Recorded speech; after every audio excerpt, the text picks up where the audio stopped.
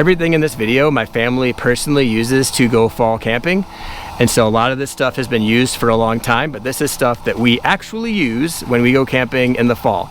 This old lantern was given to me by my dad a long time ago, but everything else we were able to purchase off Amazon over the many years that we've been camping. Can't have very long intros, so let's get started. So one of the best parts about camping in the fall is having a fire.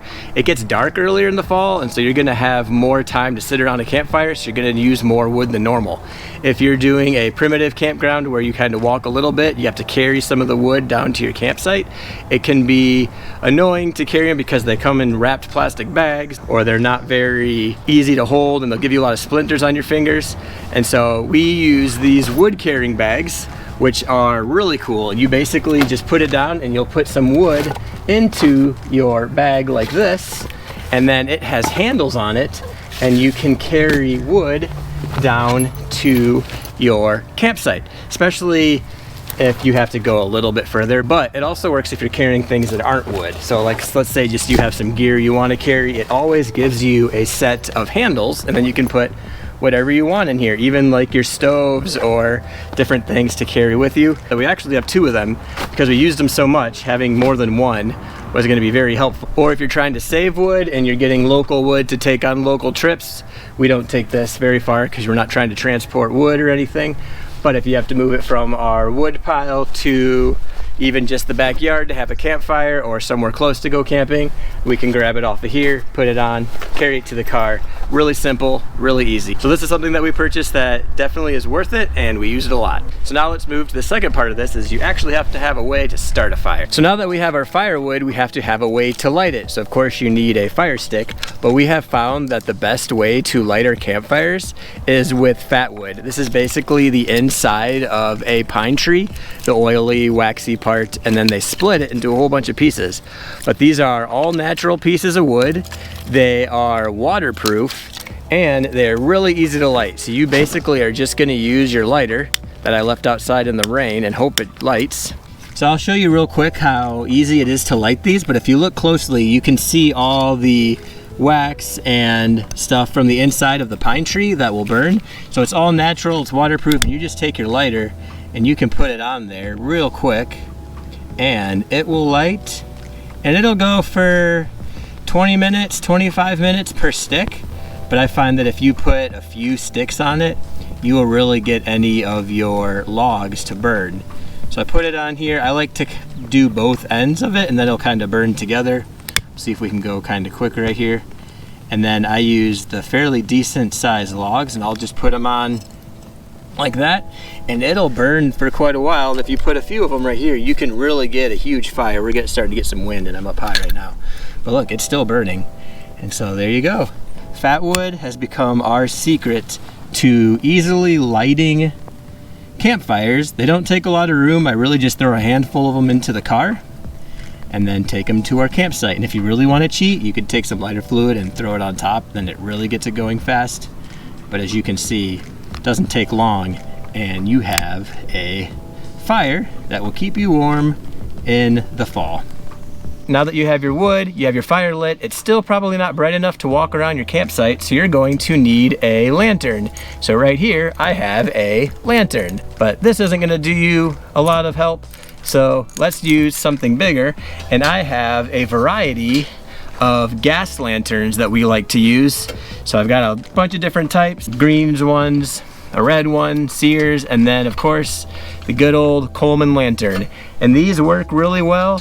You're basically just gonna put fuel in them and give them a few pumps right here, and then you're going to light it on the inside by taking off the lid.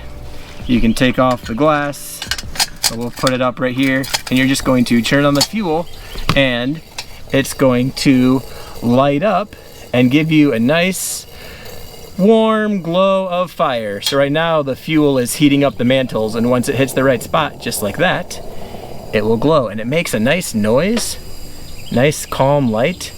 But if you don't like some of the work that this takes to put fuel into it, pump up the fuel pressure, make sure everything's clean and working, because these can be a little bit of a pain, we have the newer version, which is basically the same thing, and you're just going to put a propane bottle on the bottom. So you get the same type of idea with a lot less work. You're just gonna screw it on and you are good to go. You're gonna take your lid off and you're going to turn on the fuel, and then you're going to light it just the same way. You'll hear the fuel and you'll put the flame right there and it'll light right up. This one actually is brand new, or these mantles are new. I burned them off a little bit ago. And you'll put your glass on and you'll put your lid on, and both of these will work very well. They're a lot of fun. They're cool to have. The propane one is definitely louder, but it's not too bad. But they give about the same light. This light's a little bit softer. And even if you're just using it in the fall, the propane works, but we're fall camping, we're not winter camping. And for something different, I have a railroad lantern. So this is just kind of cool to have. It's a conversation piece. It's been repainted. I bought this at a railroad convention, but I use it. But this one does produce a lot more smoke. Doesn't really produce as much light, but it's still pretty cool. So now that everything is working at our campsite, let's see what else we need. And now that you've got your fire going and you've got some light, it's gonna start getting cold, so you're going to need a nice blanket. This is a blanket that I purchased for my wife for Christmas in 2018. So this blanket right here is 6 years old, and this is a Pendleton blanket, and it is made out of 86% wool and 14% cotton. And this will really keep you warm, but it's not very thick. It's actually got some heaviness to it, which makes it really nice. But this is definitely a premium blanket by Pendleton, and when you unroll it, it is just super soft, super amazing. It has a cool leather carrying strap that you can carry it with, and you hold it just like this. I can't find it at the moment because I lose stuff sometimes when we go camping. I'm sure my wife knows where it is, but this is just a great blanket to bring with you. We haven't used it necessarily around the fire because we do try to keep it nice, but we use it for sleeping, keeps you nice and warm. It has this really nice edge around it, and so it's not even fraying over time. And this is 100% made in the USA. So if you want something made in the USA that will keep you warm, this has been an awesome blanket for us. And like everything in this video, nothing is sponsored. This is stuff that we have personally purchased and we use, and this has many years on it now and it is still in great shape. So now let's move on to the next item you should bring when you're camping in the fall. Now that you have your blanket and it's getting dark, you're going to need to get some sleep. So I'm gonna go over sleeping mats right now. I think these are the most important to help you get a good sleep. There's also sleeping bags. There's lots of different types of sleeping bags, so I'm not gonna go over them today. And this isn't a full review, but I'm gonna show you these Thermarests that we really like. So these right here are the Thermarest Pro Light, and we really like these mats. We've had these for about 10 years. There's new updated versions now. What we like about them is that they fold up really small, and right now there's not a lot of padding when it's empty, but they are self-filling. So they have little knobs right here and you open it up and then it will fill up with air. It will take a long time, so we usually end up just blowing some air into it, but there's foam on the inside. So what makes these special is that with the foam you get some insulation from the ground. If you're just using air, so the air will get cold on the inside or they don't keep you warm, but with the insulation in here, there's an R value that they have different types of.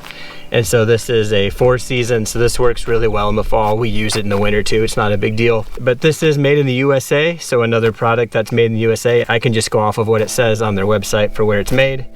But we have used these for a long time. We haven't had any leaks in them. We do have the little repair pack if there's a leak and we need to fix it, but we haven't needed to use that yet. And here's my wife's. And so hers is the female version, which apparently has a little bit more padding in where the hips are, which is supposed to help. And so you can fill it, open it up, and it'll fill up. The red one is the large one. I'm 6'3" and it's bigger. Hers, which I think is just medium. So you can see mine's a little bit wider, hers is a little bit narrower, but there's more insulation and padding in the middle. And when you fill it up, they are very soft. I don't have a problem sleeping on these. I really like the padding and the insulation. They work better for me than an air mattress or an air sleeping pad because that moves around all night. There's nothing in here to move, so it stays pretty firm. But when you're ready to get a good night's sleep, these are our favorite pads, and we've had these for 10 years. And so, you know, the quality of them has really lasted. You're spending a little bit more, but these are definitely worth it. This is the women's version on the top. Like I said, has a little bit more padding. and it's not as wide as mine, but they both work really well. And now let's get ready for what we need in the morning. So in the morning, you're gonna be cold and you're gonna want some fresh food, and that's number 5 on my list is a camp stove. I'm gonna show you 2 camp stoves that we use. So it kind of depends if we're at a campground or if we're kayak camping. But right here we have a big camp chef, and this has 2 propane stoves that uses these little small propane containers. You can use this even if you're just going to a park and having fun sometime, and you connect the propane to the connector, and this just goes into the side of the stove. This is really nice if you have a family because it has 2 burners. They do boil water pretty fast. I also have an MSR stove that we really like, and this uses white gas. And the benefit of white gas is you can also use it for your Coleman lanterns, and this just fits into this bag, so it will not take up as much room in your car when you're getting ready to go camping. And it all fits right here, and this will boil water very fast if I can get it out of here. So this, you're just gonna open up like this, and then you're going to take your gas, put it in here, and you're going to pump it yourself, and it kind of runs like a lantern, and then it'll feed the fuel in here, and this will boil water very fast. So if you really only want to boil water to make, you know, some meals that are, you know, macaroni and cheese or stuff that's really easy, then these work great. But what you're also going to want in the morning is some hot chocolate or coffee. We're more hot chocolate people. So next on my list is accessories for your stove. You're going to want a canister to make hot chocolate or coffee. This one has a percolator in it. We don't use the percolator much because we don't do a lot of coffee. We mostly just do hot chocolate at night and in the morning. But just having a nice pot to boil just water, and then you have what you need. This will fit on either this right here to boil it, or it will fit on here and this will boil it, but this will boil it a lot faster when you're using the white gas. And some other accessory for the mornings are some toasters. These just go on here and you can toast bread, toast bagels. They also fit on the MSR. It actually works almost better on the MSR because I think it's a little bit hotter. And the last accessory that you might want for your camp stove is this camp oven. This will only work on the propane, or at least we've only done it on the propane camp stove, but this oven is a lot of fun. We've made brownies in here, we've made cookies, we've made biscuits, we have made cinnamon rolls, so we've made a lot of different things with this summer. This just goes on here and it folds up nice and neat. So if you have this and you have a camp stove, they go together pretty well. They don't take up a lot of room.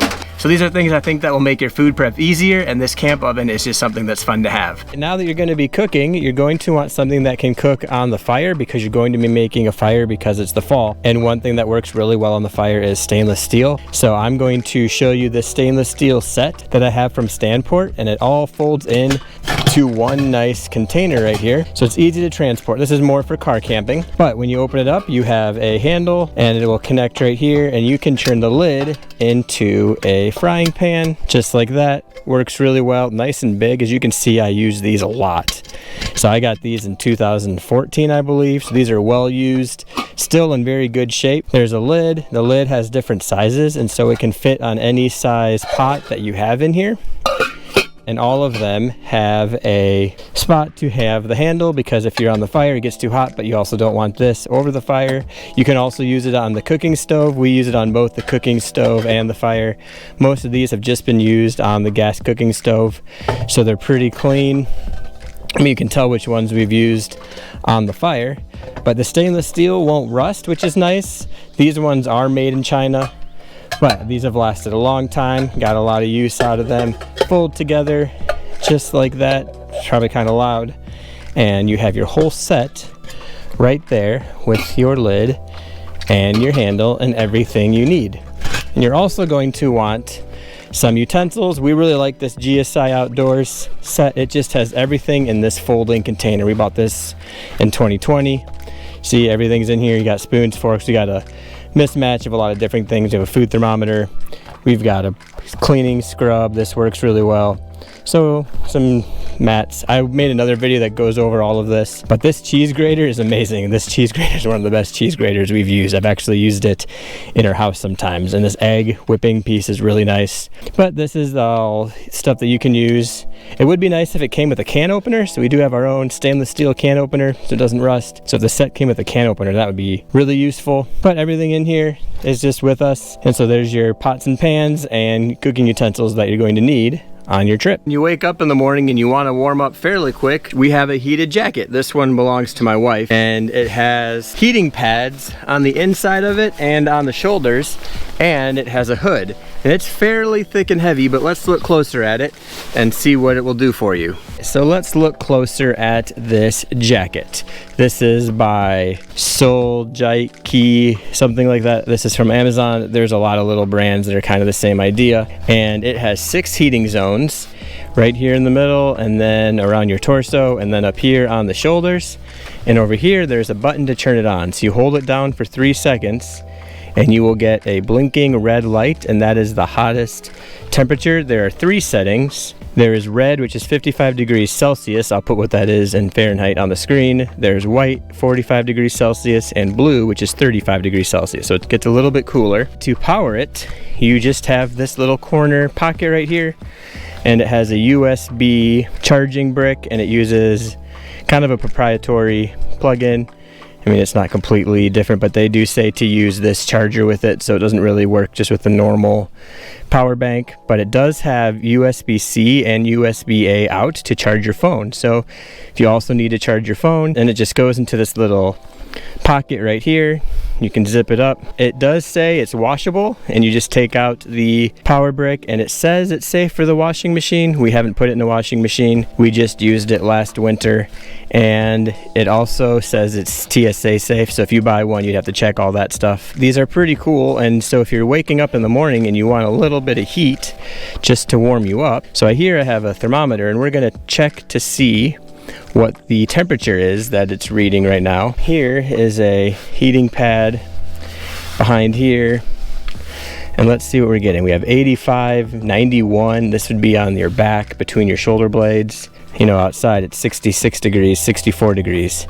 So the inside of the jacket is about 20 degrees warmer on the heating pads. So 94, 90 about here. Over here where there's no pad, it drops to about 69 degrees. 68 degrees, so that works. You can feel the heating pad right here. There's one right here. So 95, 92. It stays on for a little bit of time, then it turns itself off automatically. So when you're wearing it, it won't just keep heating up. You have to turn it back on. This is the women's version. Like I said, this belongs to my wife, and she's letting me make a video about it. But she really likes it, and this was actually her idea to add this one. So we got pockets up here, 2 pockets down here, pockets on the shoulders, and it has a hood. And so now let's check out the last thing, which I think is important for all trips. And the last thing that I would always bring on my camping trip, and this doesn't matter if it's fall, summer, or winter, is this Anker battery pack, and we've been bringing this on all of our trips. It even got us through the hurricane last week. It has USB-C power out, and it has USB-A power out. And so there's 4 ways to connect. It can connect phones, it can connect USB flashlight batteries, it can connect fans, a lot of things that are very useful when you are camping.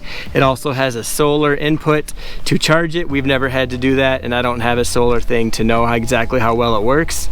But it has a light on the top. It can even do an SOS light, which we have seen in North Carolina that an SOS light would actually be very useful. And I've never thought I would need something like that.